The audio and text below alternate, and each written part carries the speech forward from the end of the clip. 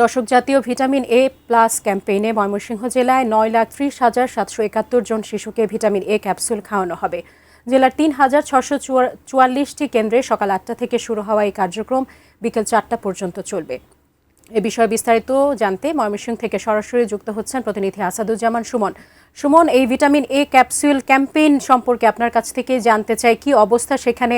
বাচ্চাদের নিয়ে আসতে পারছেন কিনা সবাই ঠিকঠাকভাবে? বিস্তারিত জানাবেন।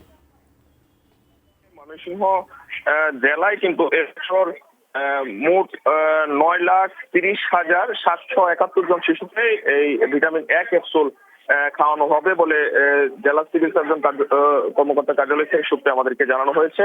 এবং জেলায় 3,644টি কেন্দ্রে সকাল 8টা থেকে এই যে কার্যক্রমটি শুরু হয়েছে সেটি কিন্তু বিকাল 4টা পর্যন্ত চলবে। আমরা জেনেছি, এর মধ্যে কিন্তু আমরা দেখছি যে এই যে কেন্দ্রগুলো রয়েছে, এই কেন্দ্রগুলোতে কিন্তু অভিভাবকরা তাদের যে শিশু বাচ্চা রয়েছে তাদেরকে নিয়ে আসছেন এই টিকা খাওয়ানোর জন্য। এর মধ্যে 6 থেকে 11 মাস বয়সী ময়মনসিংহ জেলায় 92,784 জন শিশুকে নীল ক্যাপসুল, 1 থেকে 5 বছর বয়সী 8,38,000 শিশুকে লাল রঙের ভিটামিন এ ক্যাপসুল খাওয়ানো হবে বলে আমরা জেনেছি।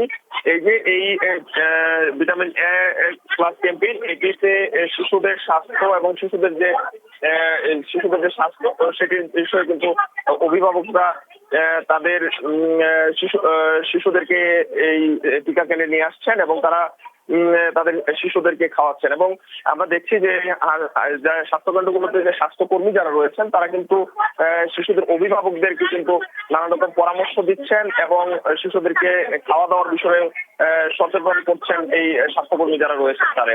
এই ছিল ময়মনসিংহ থেকে আমার কাছে এই ভিটামিন এ প্লাস ক্যাম্পেইনের সবশেষ খবরাখবর। সাজিয়া।